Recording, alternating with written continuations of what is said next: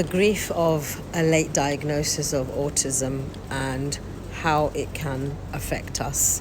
So one of the things that we don't maybe talk about enough of is being diagnosed with autism at a later age.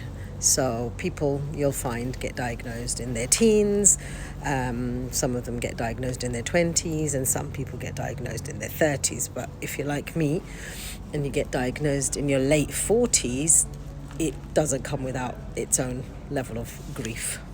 And grief itself can look very different. So when we say level of grief, for me it's being told I was lazy all my life, being told I'm over dramatic.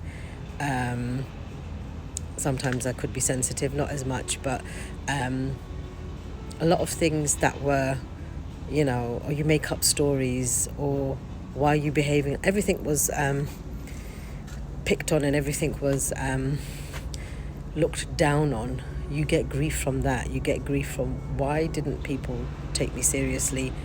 And that hits hard. Even though it's a relief that you've got your diagnosis, it hits hard. You suddenly feel the grief of going without all those years of struggle and knowing that you're a bit different, because you do. I don't care what anybody says. If you are autistic or have ADHD, somewhere, some point in your life, you have turned around and said to yourself, I don't feel like my peers. I don't feel like everybody else. So there's that grief. There's the grief of going all of these years unsupported, knowing that there was support out there, but you didn't make use of it because you didn't know you needed it. So here's the thing. Just because you got diagnosed late in life, it doesn't mean your life is over. It actually means your life makes sense now.